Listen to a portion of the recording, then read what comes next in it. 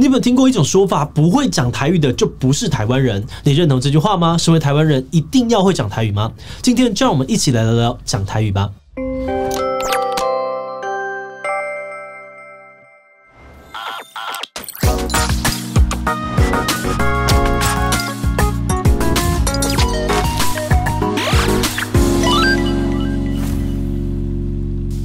Hello， 大家好，我是志祺。前阵子的金曲奖上，歌手郑宜农凭着首张全台语专辑，一举拿下了最佳台语女歌手以及最佳台语专辑2项大奖。但她在发表得奖感言时，却因为全程使用华语，引起了很多人的不满。有人认为既然郑宜农是用台语专辑获奖，那她在致谢时呢就应该要讲台语，不然感觉怪怪的。会不会其实心里面并不认同台语，只是因为这边竞争者比较少，所以就出张台语专辑来报名？但也有人认为郑宜农要用什么样的语言致谢，那是他的自由。那些说不讲台语就是不爱台语、不爱台湾的人，根本就是道德勒索，非常要不得。那类似的争议其实非常的多只要谈到台语啊、台语复兴、爱台湾等等的关键字，两边常常会出现激烈的论战。台湾人真的一定得讲台语吗？不讲台语或是不会讲台语，错了吗？今天就让我们一起来讨论看看吧。不过在开始今天的讨论之前，先让我们进一段工商服务时间。每次只要在家里看到一只蟑螂，我就知道完蛋了，家里肯定已经住了他的上百个亲朋好友，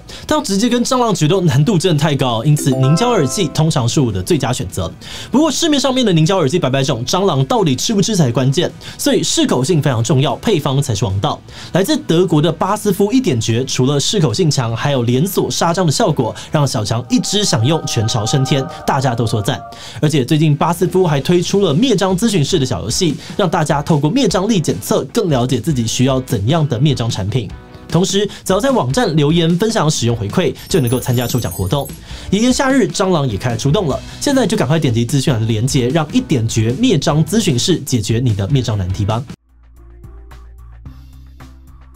首先，在开始讨论之前呢，我们要先来定义一下所谓的台语到底是什么。一般来说，台语这个词可能包含了3种不同的意思。第一种就是字面上面的意思，台湾人在用的语言，这可能包含了华语啊、闽南语、客语还有原住民语言等等，广义上面都可以被理解成台语。而第二种意思呢，是指中国福建南方的语言，同时又被称作是闽南语。最后第3种意思呢，指的是闽南语在台湾很多年，逐渐吸收了原住民语、日语等等外来语之后，在台湾转变成一种独特的语言。比如说呢，把面包念成胖，那原本的闽南语呢，并没有这种说法因为这其实是从日语来的。那也因为这种台语呢，有经过一定程度的方言化，所以有人会说它是台湾闽南语，但也有人认为用台湾闽南语是自我矮化，应该直接用台语就好了。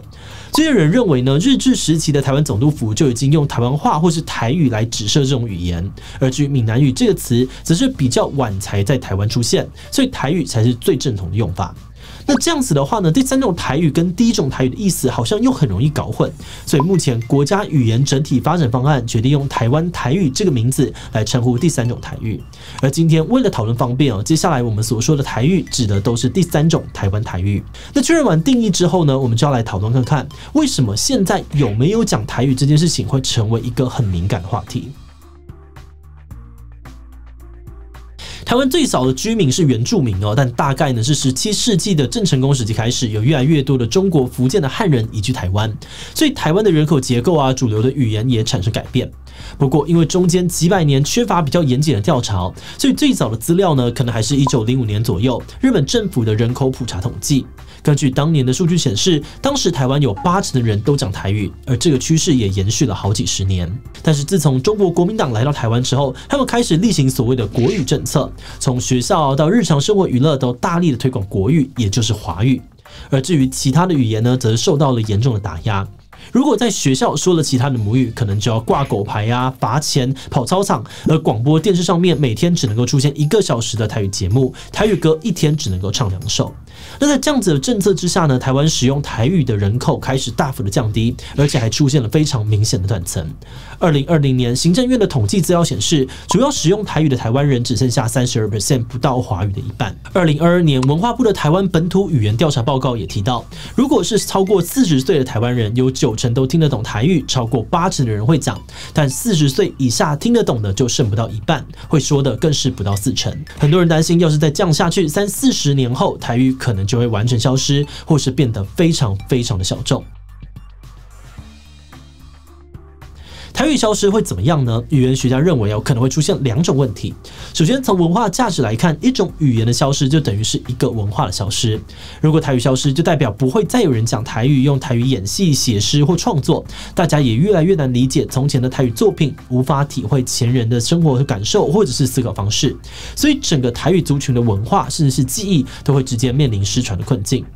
而另外，语言的工具性价值也不能够忽视，不同的语言可以相互刺激，进而激发人类的创造力。有研究发现，长期使用双语或是多语的人可以延缓失语症发生的时间。所以，如果失去语言多样性，对于人类的影响可能超乎想象。那除了语言学家的观点，在台湾复兴台语还带有转型正义的意涵。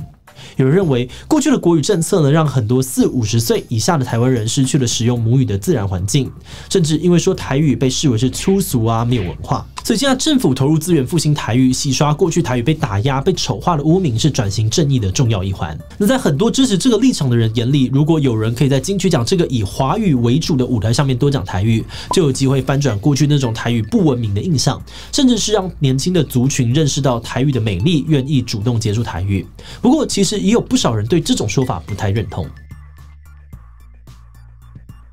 针对台语到底应不应该要保护投入资源来复兴，主要可以分成几种看法。首先，有人认为语言会消失其实非常的正常，在全球化的浪潮之下，平均每个月都会有2种语言从这个世界上面消失。虽然有些可惜但可以看作是一种自然的趋势。接着，也有人认为不管是台语、闽南语、国语、华语、客家话，这些全部都是来自于中国的语言嘛。那既然是这个样子，想要靠着推广台语来跟中国划清界限，这个逻辑好像怪怪的。所以与其花一堆钱来保护台语，倒不如放下意识形态，努力的学好英文，跟上世界的脚步。往好处想只用单一语言就能够大幅的降低沟通成本，人类的交流也更加的没有障碍。而另外一部分立场上面呢，可能并不反对保护或者是推广台语，但心里面对于某些台语支持者非常反感，甚至呢会直接批评他们是扶老沙文主义。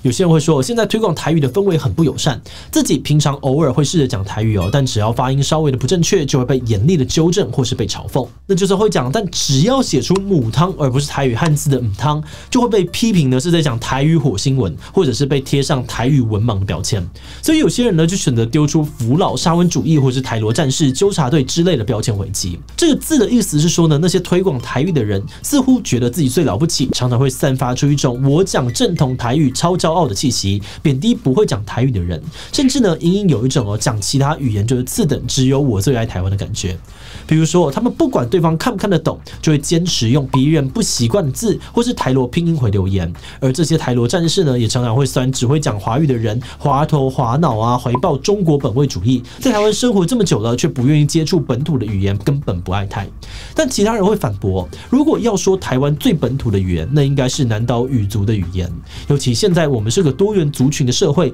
直接贬低其他的语言，这样真的有比较爱台湾吗？而且纠正别人态度这么的严格，反而会吓跑其他对于台语有兴趣的人，让大家更不敢接触。不过，针对这些论点那些积极复兴台语的人，他们也有话要说。这些积极的论点呢，主要可以分成政治跟教育2个层面的考量。首先，在政治方面，他们承认自己之所以会这么的生气，确实是来自于历史跟意识形态的缘故。从最宏观的角度来看，台语很大一部分确实是来自于中国，没有错。但它在台湾落地生根之后，已经长成了在地的样子，有自己的样貌，跟中国或福建都很不一样。所以，中国国民党政府当年的国语政策，很明显的就是刻意在刨根清洗台湾人的文化民族认同，这不应该被忽视。而台语元气大伤之后呢，现在要挽救可说是困难重重。过程当中，还是不断的出现权力不对等的感觉。他们强调自己只是想要找回失去的东西，但却被污名化，好像争取这个是错的，甚至被扣上了沙文或是霸权的帽子。但实际上面，最霸权的明明是华语，在他面前，所有的语言都很弱势，结果自己却要承担这个骂名，真的很不公平。好的，那除了从政治角度出发以外呢，积极推广台语的支持者当中，也有人试图从另外一个角度来回应刚刚的质疑。教育部台湾闽南语常用词词典的总编辑认为如果我们只会说台语而不注意用字跟符号，那么台语其实是很难成功保存的。他举了 OK 这个词呢当做例子，大多数的人呢都会把它写成这个样子，但这样子的写法呢，不管是在字义或是读音，其实都是错误的。熬这个字哦，代表的是东西浸泡很久之后烂掉的意思，所以用来形容客人很烂的时候就有非常传神的效果。但是写成2K， 先不说读音变老，原本那个最精髓的感觉也会跟着消失。所以总编辑认为哦，我们不只要会说台语，也要坚持使用正确的用字跟发音，这是在现代缺乏台语的互动环境下，能够让台语持续的被传承下去的方法之一。另外，也有人强调，现阶段各语言之间的权利并不对等。对于台语来说，不精准的写法和读音，除了会让会靠完全不对，另外一个层面的担忧，也是因为这种台语谐音的写法，反而变相的是在扩充华语的词汇量，让人分不清楚界限。而一方面呢，这多少有点被吃豆腐的感觉；另外一方面哦，本质上面呢，大家还是习惯用华语的逻辑在理解台语，很难因此体会到台语的细腻与美丽。这对于保存台语啊，或者激发创造力、想象力来说，都是很不好的结果。在开始观点以前呢，我想先跟大家承认哦，我个人的家庭环境从小就没有太多的台语，所以我几乎完全不会讲，很多也听不太懂。那我们团队大概30岁上下的这一辈成员呢，大家确实亲身的体验到台语在我们身上好像真的有种很明显的断裂感。爸爸妈妈啊，或者是爷爷奶奶，很多人习惯讲台语，讲华语就会有口音。而大家小时候因为长辈的关系，多少会讲或者是听一些台语，但长大离家之后，少了台语的环境，台语越来越不认凳，要跟这个长辈交流聊天越来越困难，无形之间心里的距离好像也跟着越来越远。这种感伤很淡，但也非常的深刻。但如果要用保存台湾认同或是语言学的角度来看，这议题好像有点太崇高哦。但换个角度来看，我们觉得它牵涉到的议题或者情绪并没有那么的难理解，只是非常的幽微。所以这个议题我们一直都蛮在意的。但同时我们也非常的可以理解部分批评台语复兴者太激进的观点，因为这些认真纠正的声音呢，的确让大家在谈论或书写的时候变得比较谨慎。我们认为这样的好处呢，是可以让人意识到这件事情的重要性，留下更多正确的写法，但同时它也会拉高谈论或使用的门槛，让推广更加的困难。这到底要怎么样拿捏比较好，我们自己也没有一个很好的答案。但这边想额外让大家知道的是，为了吸引更多人的注意，并让大家可以快速的看到各种立场，理解最基本的脉络，我们刚刚整理的那些论点呢，其实有蛮多是刻意找出比较极端的声音，没有怎样就是不爱台湾这种论述真的相对不多。实际去跟不同立场的人聊聊，你可能会发现大家的想法并不一定都那么的针锋相对或刻薄，即便是同样立场的人，在不同的讨论当中，也可能出现不同的态度。另外，在找资料的过程呢，我们也意外的发现，相对于客语啊、原住民语，其实台语的复兴运动可能还来得比较晚。但或许是因为相对于其他的语言，台语的使用者比较多，文献论述也比较完整，所以相关的讨论更容易被看到。那从这个角度来看，我们觉得如果台语文化的复兴或推广能够有很好的成效，那对于其他少数的弱势语言来说，或许也不是坏事，因为它可能成为一个很好的典范。一方面让其他语言的使用者有仿效的对象，二来呢，这个过程呢也能够让大家慢慢的习惯，我们就是一个多元的社会，甚至能把这样子的特色确实的转变成我们的优势。那当然，今天因为时间的关系我们只能够先讲到这里。这个议题其实还有很多很复杂、很幽微的部分，所以如果你有更多不同的想法或是个人的经验，也都欢迎在留言区补充分享给大家哦。好的，那最后我们也想来问大家你在日常生活当中会讲台语吗？会啊，跟长辈啊、客户沟通都很需要，亲切度会加分很多。B 不会我觉得讲台语有点不正式。C 不会即使我会讲，日常生活当中也没有什么机会讲。D 不会我是台语小白，连听都很吃力。其他留言分享你的想法吧。最后，如果你喜欢今天的影片，欢迎分享出去，让更多人知道台语。此外，也可以点击这个地方看客家话以及母语在家学的相关讨论。那么今天的这一期就到这边告一段落，我们就明晚再见喽。